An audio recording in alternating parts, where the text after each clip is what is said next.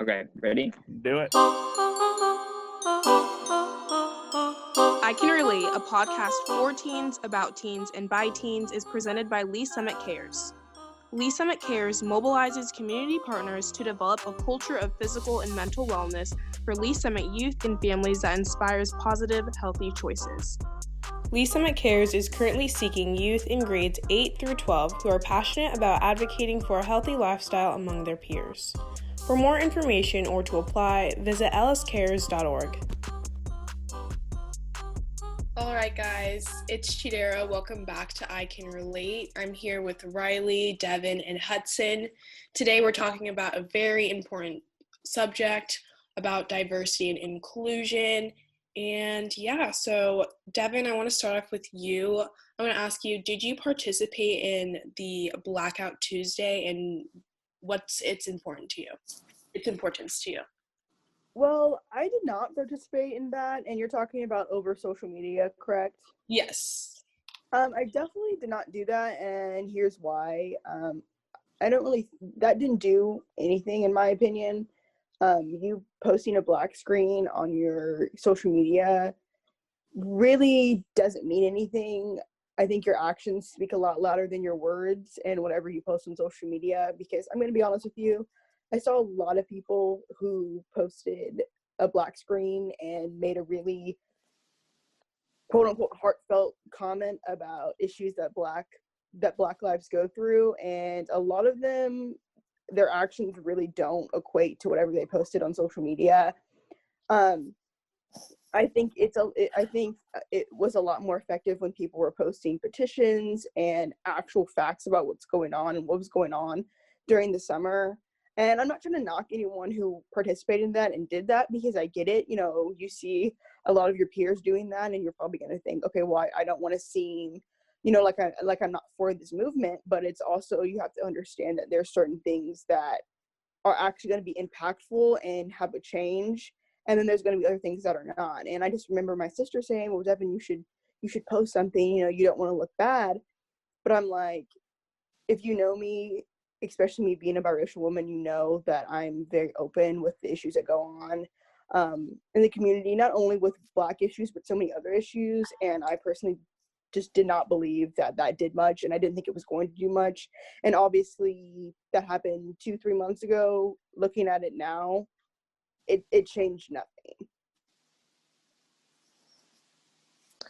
Just to jump in, correct me if I'm wrong, but the point of Blackout Tuesday was to was it not to post so the stronger, so people can speak about their, the problems. Is that the reason of is that what happened? Because I know a lot of people felt like they did something wrong after they figured out, they posted a black square and then nothing else. Wasn't it trying to make room for bigger platforms? I think I know what you're talking about, Hudson. I think it's whenever people posted black screens and then said Black Lives Matter, and they didn't want that to cloud the rest of the pictures with that hashtag. So then they went in and changed it to Blackout Tuesday, and that's just its own different thing. Is that the question you're asking? Okay, yeah, that works. Okay. And did you participate in that, Hudson or Rylee? Or did you even hear anything about it from your friends or whoever? I saw a lot of it, but I was just gonna let the people that needed to talk, that know the problems better than I do, which I don't as well. And I mean, I've learned more in the past month than I have anything in school, outside of school. But I did not. I wanted to take it all in, Okay, Hudson, I have a question. What does diversity and inclusion mean to you? Well, I mean, I feel like everyone's life has purpose, and there should be equality, that's a given, hopefully. But I just think it's important, to make sure everyone is getting treated equally, and there's no stereotype. I mean, of course, stereotypes will always be there, most likely. But some stereotypes need to go because they're not true all the time. Right. And Rylee, did you hear any of the stuff with Blackout Tuesday or any of that? Like, did I see people post about it, or did I hear people talk about it after the fact? Well, both.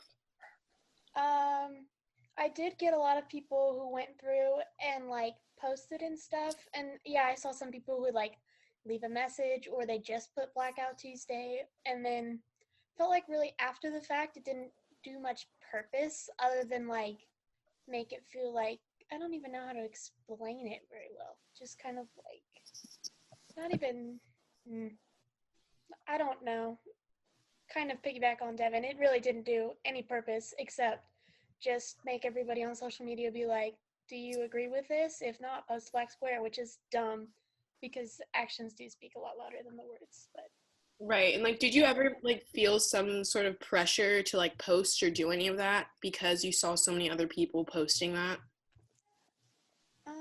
I have posted my own thoughts, but it wasn't because of Blackout Tuesday. It's just like I see the things in the world and I share about it, and not like, I'm not telling people take my opinion into their own. I'm just saying this is what I feel about it.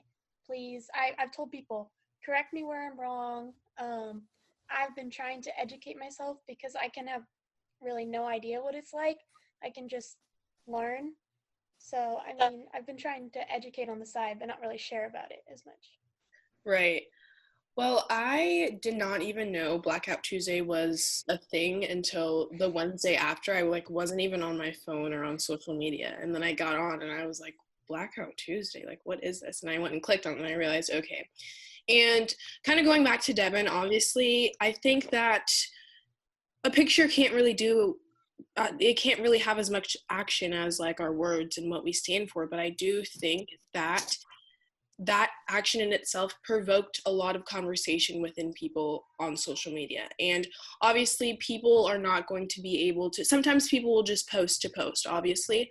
But I think that even for the people who didn't know what was happening, like for me, when I got on a day later, I see that people are starting this conversation of like Blackout Tuesday and Black Lives Matter and talking about diversity and inclusion, which is also very important. So kind of moving on towards that, like, how do you think our world has just, I don't know, like what is the root issue to you within diversity and inclusion in our world today? Can I ask a quick question that kind of ties back into what we were just talking about? Yeah. So, like, I want to hear what you guys think. Did you guys feel the pressure to post something? And I'm kind of talking more about Rylee and Hudson here, but I just want to say, Hudson, I feel like this is just what I got from when you were talking, that you may have thought that, like, I don't know, did you feel bad because you may have not posted, I don't know if you said this, but you may not have posted something or posted a lot. From my personal opinion, I don't think there's anything wrong with not posting something because, one, what you do on social media does not showcase who you are as a person. Obviously, I think we all really know that from just being in social media for most of our lives now, but and I feel like I saw a lot of people who were, you kind of got into some altercations because the person wasn't posting on social media. So like, did you guys feel the pressure to post and like feel like, and that's not just a Blackout Tuesday, that's with anything that was going on. Like, did you guys feel the need to like post something? Well, I thought I probably should have posted something, but not on Blackout Tuesday. For me, like, I think it was important that I kind of let the voices that, range more and have more power than I do, even though everyone has a voice, like our other episodes. But I don't want to fill up someone's feed with another black square. I mean, yes, like, that's empowering, but I feel like the people that need to talk, like, should go ahead and talk, and I won't cloud that with another black square.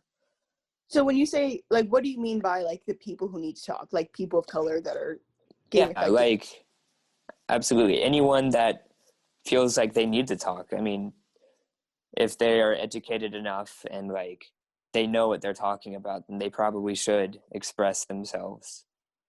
And anyone that like can, Mm-hmm. at this time I didn't know a lot about the situation, and I didn't want to say much and cloud like some judgments, I guess. Yeah.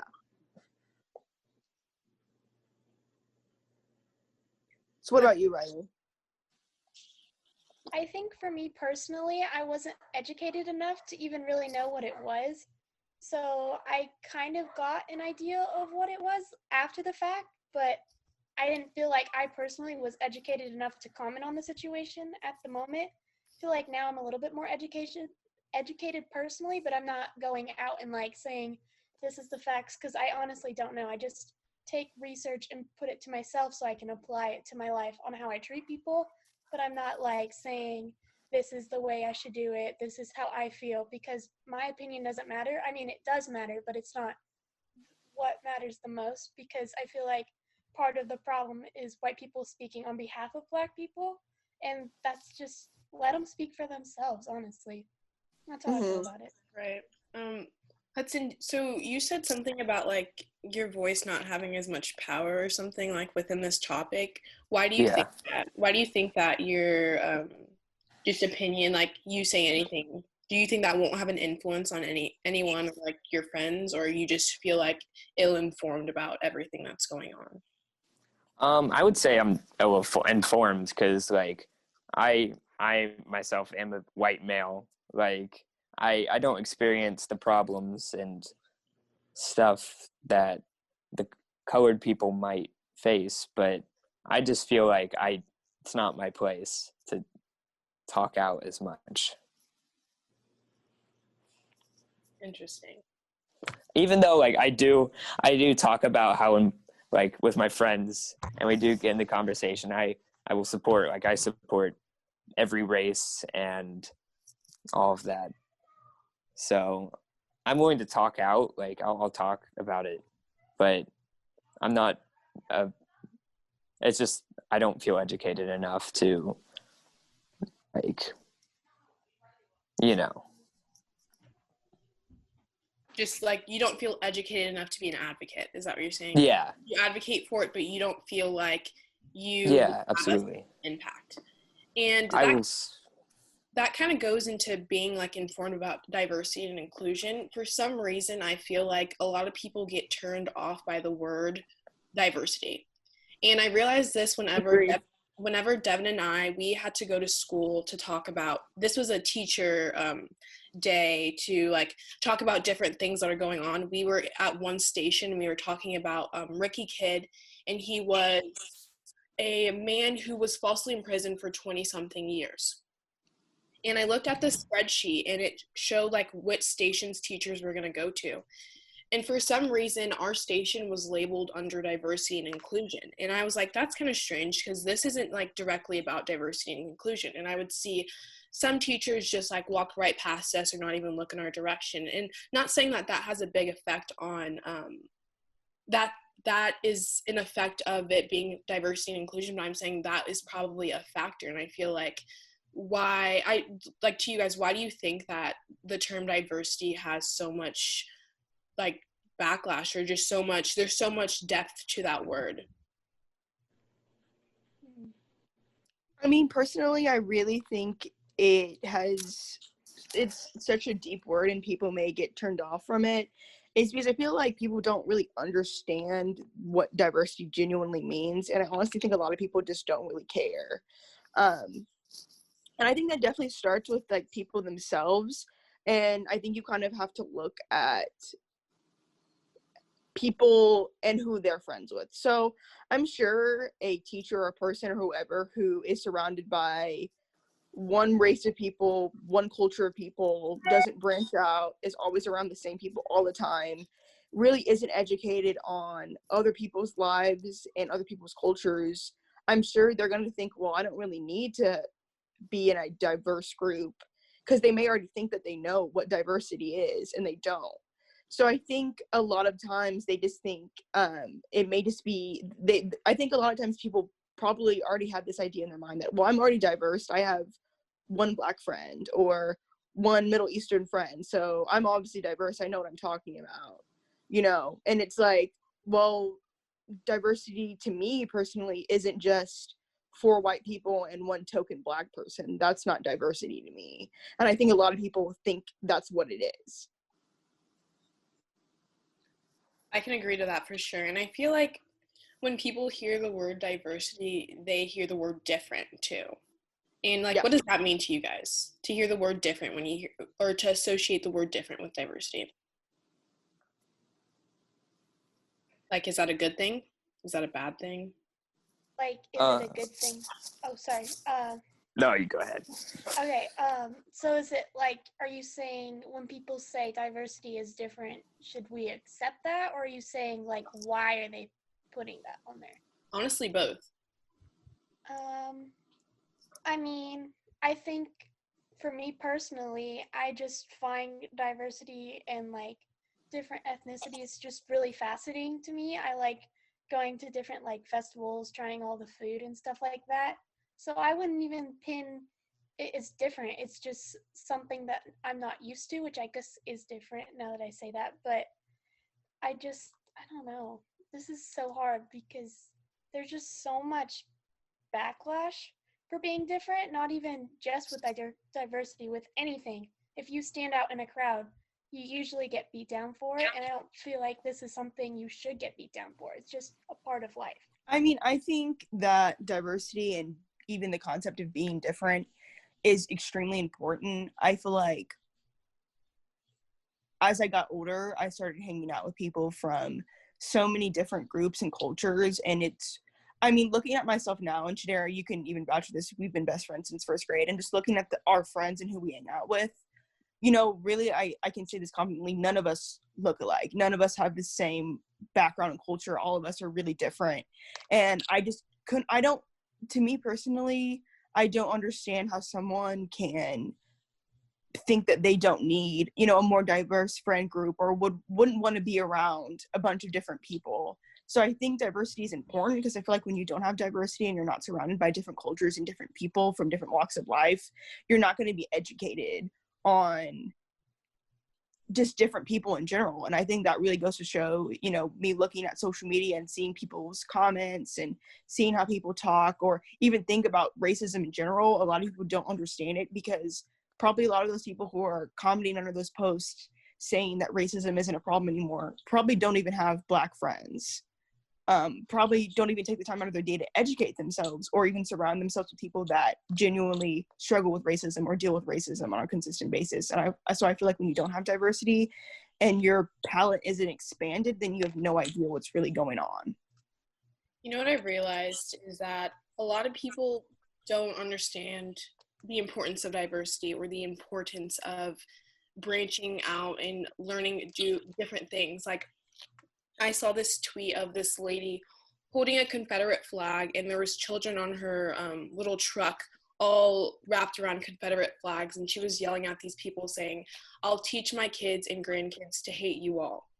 And I'm just like, that's straight up ignorance for you to, you're even like not allowing, or you're restricting the learning abilities or whatever of the future generations. You're not allowing them to really learn and grow and accept differences between them and other people. And I think we need to teach people to value the differences within each other rather than it's us against them or me versus you. And I think we need to come to a realization that there's not always a right or wrong side, and that like we're all in this together, really. And I absolutely agree with that. And another thing I just realize a lot is when people are making comments about, well, why do we need more Black people, like, as main characters? Or even, you know, why do we need to have LGBTQ plus people on TV?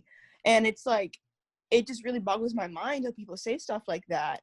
How, you know, we don't need more diversity in media and etc. It's like, why wouldn't we? I just think when different people and different cultures are not brought to light and are not being educated on, you can't even learn right from wrong. You know what I'm saying? You can't understand, well, like, this is the history between this culture or these people, and I'm educated now on how to conduct myself and what I can and cannot say. And it's like, I just don't understand. Do people think that you're not going to be surrounded by people of color your entire life, or, you know, LGBTQ plus people? Or how can you go through life not wanting to be educated on other people's culture and who they are as people, you know? And for some people, they stay stuck in that realm of being around the same people 24/7 and just living the same life. And I feel like you're just missing the opportunity to learn and grow as an individual, to step out of your own comfort zone, rip down the walls of your own comfort zone. And I think that is something that I honestly have a lot of hope in our generation, because as a Generation Z, we are able to have these conversations and really like be able to talk to each other, because even though diversity and inclusion is something that we have been battling with since the beginning of time, we are moving closer to a much more diverse world. We definitely still have a lot of work to do, but we are definitely moving more towards a diverse world. And you know what? Something I was just thinking about, Chidera, was, you know how something I noticed was a lot of people throughout the past couple months were saying how they lost a lot of friends because a lot of them didn't have not the same views as them, but probably from what I heard, a lot of them saw that a lot of their friends had a lot of racist viewpoints that they obviously didn't bring up before. And I think that's a prime example of you need to be around diverse people, you know what I'm saying? And also I think you should have conversations like with your close friends. And I'm proud that I can say that I didn't lose any friends the past couple months because I know who I'm surrounding myself with. And I think that's a really, really big issue that a lot of people have is, you know, that shows that when you're not around diverse people, then you're not going to learn. And it's important to have these important and tough conversations with your friends, because personally, I wouldn't want to be around someone that doesn't see the issue with a cop killing an innocent Black person or innocent people in general. You don't have to just be Black. And, you know, I think it's important to have these conversations, and that's why we need to have diverse friend groups, and you need to be surrounded by diverse groups of people. So why do you think it's hard for people to be diverse or just like practice diversity or inclusion? Because I think it's whenever we put those stereotypes, those generalizations that, oh, that is them, this is me, like I'm disassociating myself from this group of people, you are not like me at all. And like I feel like every person I don't want to say every person that is Black or any person who's like this, but for me personally, I know a group of people who have had a situation where they realize, oh, I am not like everyone else like me. Oh, I'm in a different category. Like people are placing me in some sort of box. Because my first encounter with this was in kindergarten, and I remember like this was like the third day of school, and there was these girls, they were like, not even all of them were white, but some of them were like, I think she was Chinese, but they all had like relatively fair skin. And they were on a train, like they were all holding each other's shoulders and arms, and they were like doing a train. And I was like, wow, that's so cool. Like I want to join the train. And I was like, can I join the train, guys? And one of the girls was like, you have to have tan skin like us. And I was like, oh dang. Like, and I remember going home that day like, wow, like because I am Black, like that's going to restrict me from even having some different types of friends and stuff like that. You know what I'm saying? And I think that it starts from a young age, because there's no one who's telling this girl like, oh, I mean, there has to be something provoking that girl to say that at that time. A kindergartner, no one would grow up being like 2 or 3 or 4 and being like, oh, well, you look like this, you can't, like someone had to be provoking that in her. You know what I'm saying? And I feel like we just need to educate our children so much, because it's a major problem. It's a major problem in our youth to grow up thinking that they are completely, like, to just generalize people as a child, to do that and to put these boundaries and boxes on children growing up, because you can grow up into thinking that you are so restricted, you are so oppressed, you are so like this, and we cannot teach our children to think that they are oppressed. Because if you're going to teach a child that they are oppressed in this world, then you have to talk about privilege as well. You have to teach people that, okay, if this group of people are oppressed, okay, then this group of people have some degree of privilege, because every single person in this world has some degree of privilege over the other person. And that's another topic that people are afraid to get into as well. Rylee, did you have something to say? Well, I think too, not that I'm like defending anybody in this situation because what was said was awful, but I think for some people it's just hard to empathize with something you can't ever empathize with, because you can sympathize but you can never truly understand. So educating is super important, but I just think for me myself, I've been learning over the past couple, like even this like past couple years, to just learn that sometimes I can't always understand a person, but I can still like support a person. I don't know if that's sounding right, but like I'll admit I'll never understand what it's like to be Black, but I can still be an ally and advocate for that, as long as I'm not taking away the voices of those who need to speak up maybe more than me sometimes. I don't know. That's what I was gonna say. But Right. Rylee, I just want to hear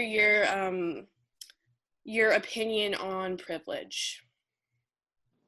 like, do I think there's white privilege or just You think privilege? there's both of those, please?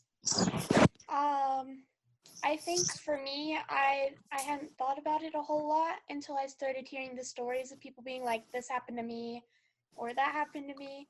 And so, yeah, there's definitely white privilege. And I think for me personally, we've had this debate with like family members and friend members where they're like, white privilege isn't a thing. And I'm like, do you have to worry about going on a walk around the block sometimes if you were like at night or whatever? No, that's just something you don't have to deal with. That is privilege in itself. And like, I don't know, I've just seen things recently that I never really even thought of before, that now I'm starting to like immerse myself with and realize that if you think privilege isn't there, then you're being ignorant or you're just being racist or choosing to ignore it. But I don't know. Right, and I think that a lot of people who do not understand what the word privilege is say that they don't have privilege, because I was in philosophy class like in February and we all were talking about privilege. And keep in mind, like this was at Longview because I go there halfway during the day. And there was this one guy, he was about 33 or so, and he was saying how privilege doesn't exist, blah, blah, blah. Like, I was never born with a silver spoon in my mouth. I'm like, obviously, so were a bunch of other Americans. They were not born with a silver spoon in their mouth. Then as class wraps up, he gets up and he's talking to this other guy, and he's saying, yeah, just because your life isn't as hard as a Black man doesn't mean you have privilege. Well, you just admitted you have privilege if you're admitting, my life isn't as hard as a Black man. And I feel like a lot of the times too, people are not listening. People are not listening. If you hear your alarm going off in the morning, some people immediately get up and they go turn it off. And other people are able to just drown it out and continue. And I feel like that's how people interpret like what people are trying to say. Like, if I'm telling you my issues or my problems, you're like, okay, well, I have problems too. That's you drowning it out. You're not listening. You're not really understanding. You're not trying to solve the problem. You know what I mean? Exactly. And I just want to say for our listeners, if you don't understand what white privilege means, we're not talking about like, oh, you're white, you must have grown up rich, you must have had everything you want. No, that's not what white privilege is. White privilege is the ability that because of your skin tone, you're not going to be racially profiled, and other situations are not going to happen to you because of your skin tone and the way you look. And it doesn't have to...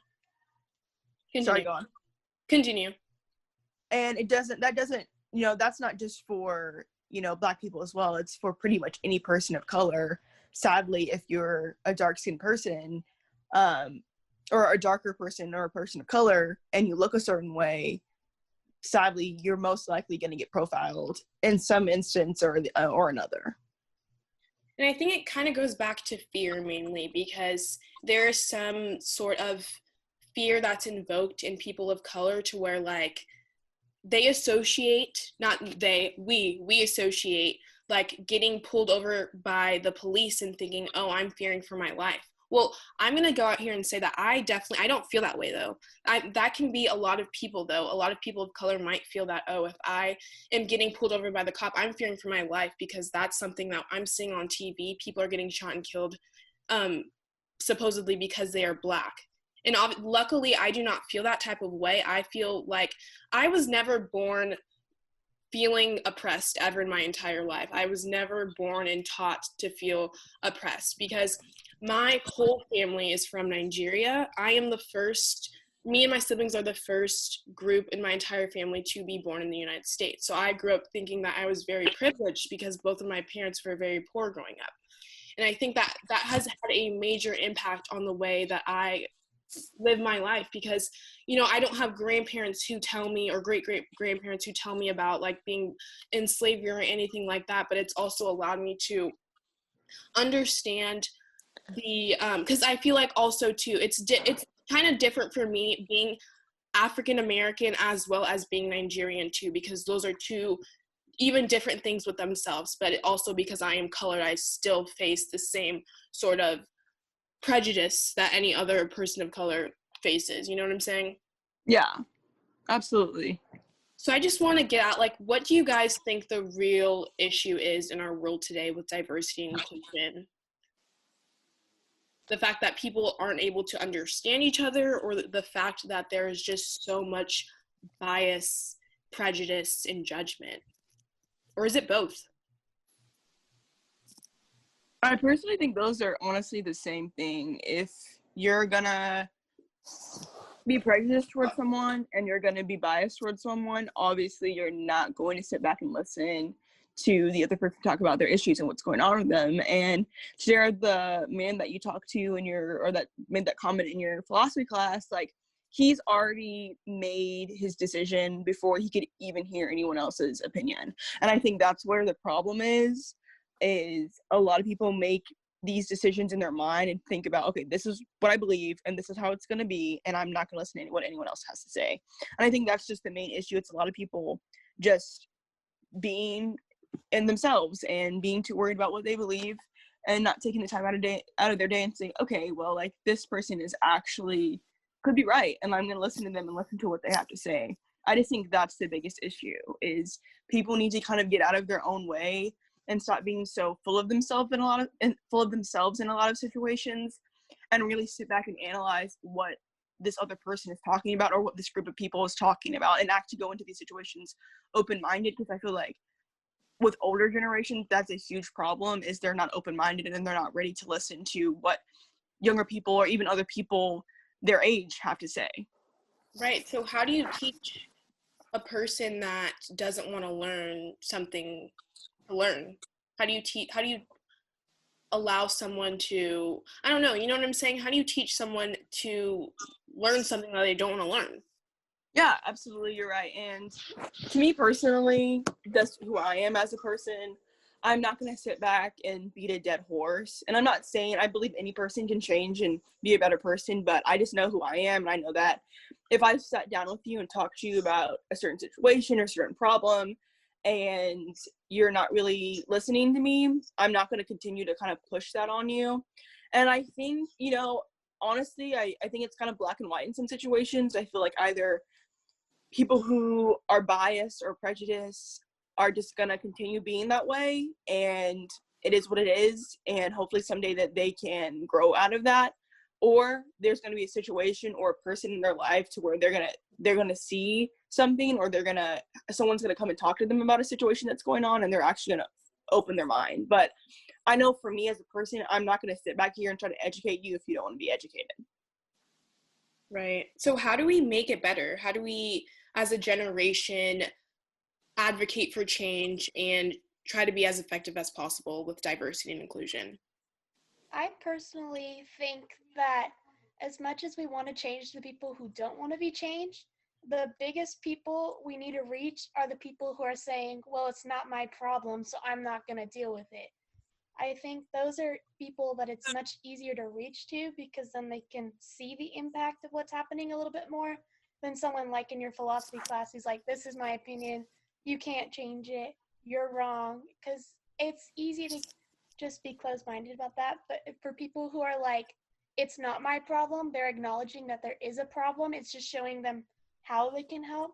So I think showing people that a little bit more, I mean, like, well, you are part of the problem if you're not helping fix the problem. Right. Hudson, do you have any ideas? To be honest, I've been quiet for a little bit. I've been learning so much in the past 30 minutes. It's been crazy. But I honestly don't know. Like, And I honestly think that it's okay that you don't know and that you're yeah. admitting that. A big thing that I am like 100% for is like people who don't advocate for things that they don't know about. If you're not 100% Absolutely. on the topic, do not advocate it for it, because you are just spreading ignorance, to me. That's my opinion. But I definitely think that as a generation, as a society, we just need to stop trying to be the protagonist. There's like, you're not always right in every situation, you know what I'm saying? And just to, I don't know if you guys have heard of the sociological perspective, but just like taking into account that there are so many different perspectives to every single story, and that in order to even try to understand a situation, you have to look at all of the aspects. So it's not always me against them, us versus them, right versus wrong, but like more so of just trying to understand the whole story as one, everything what's really happening. So I have a lot of faith in our generation. Even us having this conversation right now is a major step, that we are all of us are even completely different from one another, but we're all able to have this conversation, and I think that's amazing. So thanks so much, guys, for listening today. It's Chidera, Devynn, Rylee, and Hudson. Today we talked about diversity and inclusion and what it means to us and how we can be better as a generation. Thank you so much for listening. Thanks everyone for listening to this episode today. Thank you so much for listening to this podcast, and I Can Relate. Hopefully we'll get a second season, and I'm Devynn. This is Chidera. And my name is Hudson. And I'm Rylee. And this is I Can Relate. You've been listening to I Can Relate, a podcast for teens, about teens, by teens. I Can Relate is produced by Fredcast Podcast Network and made possible by Lisa McCares. Subscribe on Apple Podcasts, Google Podcasts, Spotify, or your favorite podcast app.